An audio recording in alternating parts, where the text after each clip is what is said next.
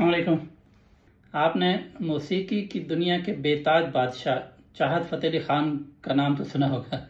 आज मैं आपको मेडिकल के फील्ड के चाहत फ़तेह अली ख़ान से मिलवाऊंगा, जो अपने आप को डॉक्टर भी कहलवाते हैं, तो इनको आप डॉक्टर चाहत फ़तेह अली ख़ान भी कह सकते हैं। इनकी एक वीडियो किसी ने मुझे भेजी कि ये ज़रा बताएं, ये कह रहे हैं कि आलू खाने से टीबी हो जाती है। मैंने कहा एक बंदे को जवाब देने की बजाय मैं एक वीडियो रिकॉर्ड करा के तो अपने सोशल मीडिया अकाउंट्स पे डाल दी। फिर मुझे पता चला कि ये तो बहुत ज़्यादा मशहूर हैं पाकिस्तान में और सोशल मीडिया पे भी बहुत ज़्यादा एक्टिव हैं। कभी इधर पॉडकास्ट कर रहे हैं, कभी उधर पॉडकास्ट कर रहे हैं। मैंने जब इनकी वीडियोस देखनी शुरू की तो मैंने ज़्यादा नहीं देखी, कोई थोड़ी वीडियोस देखी तो मुझे पता ही चला कि ये तो चाहत फ़तेह अली ख़ान ही है ना, इनको सीरियस लेने का कोई फ़ायदा नहीं है। मैंने सोचा आपको एंटरटेन करने के लिए इनकी कुछ क्लिप्स आपको सुना देता हूँ, आप इंजॉय करेंगे। लेकिन अगर आप डॉक्टर हैं तो कोशिश करें कि आप पानी का एक गिलास अपने पास रख लें और जहाँ पे आप बैठे हुए वहाँ पे दरवाज़ा बंद करके बैठें, क्योंकि कुछ बातों पे आपको बहुत ज़्यादा गुस्सा आएगा और कुछ बातों पे बहुत ज़्यादा हंसी आएगी। तो ऐसा ना हो लोग समझे ये पता नहीं क्या हो गया, ये अकेले बैठ के ऐसे हंसे जा रहे हैं। आप इनकी वीडियो इंजॉय करें और मैं अपनी कॉफ़ी इंजॉय करता हूँ। चीनी एक ऐसा ड्रग है, इससे खतरनाक और मंशियात कोई नहीं। एक गिलास शराब और एक गिलास जूस, दोनों का हमारे बॉडी के अंदर लिवर के ऊपर सेम इफेक्ट है, एक जैसा। एक फ्रेंच फ्राइज इस वक्त एक सिगरेट के बराबर इफेक्ट कर रहा है बॉडी पे। आलू जहर बन गए। टीबी वापस आना, पाकिस्तान के अंदर टीबी की बीमारी वापस आ गई, बहुत हो गई, बढ़ गई फिर से, जो कि खत्म हो चुकी हुई थी आलू। कोलेस्ट्रोल बढ़ गया, खुशियां मनाएं। लंबी जिंदगी चाहते हो, कोलेस्ट्रोल बढ़ाओ। आपका ये जो दिमाग है वो किससे बना हुआ है? इसमें कितना कोलेस्ट्रोल है? ये कोलेस्ट्रोल से बना है। आपका हार्ट किस पे चलता है? कोलेस्ट्रॉल। जो मसाम है, ये जो स्किन है, ये हमारा तीसरा गुर्दा है।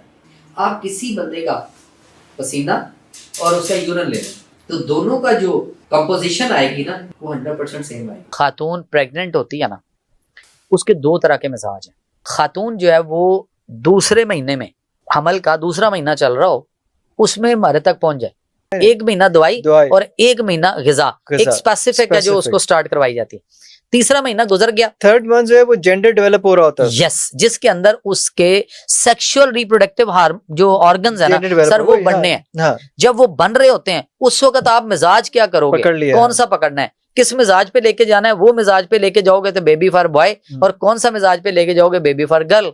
डॉक्टर्स कहते हैं हेपेटाइटिस ए और सी। वो कह रहे हैं का एक भी पेशेंट दुनिया में इनके पास नहीं होगा जो ठीक हुआ। कि जो रिपोर्ट पे लिखा होता है ना पीसीआर पे, वो पढ़े क्या लिखा है? वहां लिखा है नॉट डिटेक्टेड, तो नॉट डिटेक्टेड ही पढ़े। लोग उसको, मेरे पास भी आते हैं, वो आगे कहते हैं जी क्लियर है, लोग आगे कहते हैं जी ठीक हो। डॉक्टर साहब मेडिकेशन नहीं कर रहा, उसको तो पढ़ाई नहीं किया, दवाई बनती कैसे है? दवाई बनानी आती है उसको? नहीं, उसको तो फिर क्यों कैसे कर रहे हैं? एज ए फार्मासिस्ट सर, पूरी दुनिया का लॉ है कि वो डॉक्टर नुस्खा नहीं लिखेगा। मुझे किसी मुल्क के डॉक्टर के पैड के ऊपर उसकी प्रेस्क्रिप्शन दिखा दे। पाकिस्तान समेत दुनिया में एलोपैथिक जो डॉक्टर है वो कंपनी की फरमाइश पे दवाइयां लिखता है, उसको नहीं आती।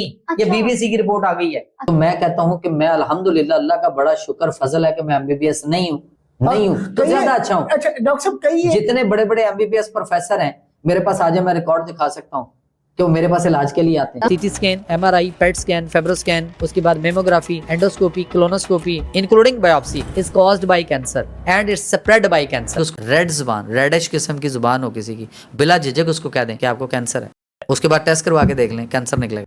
अल्लाह ताला महफूज रखे। इसके ऊपर कितना टाइम ज़ाया कर सकते हैं कि इन बातों का जवाब देने के लिए। डॉक्टर शुएब साहब हैं, वो इनको जवाब देते रहते हैं, मैं ज़्यादा कुछ नहीं बोलूँगा। अस्सलाम वालेकुम रहमतुल्लाहि व बरकातहू।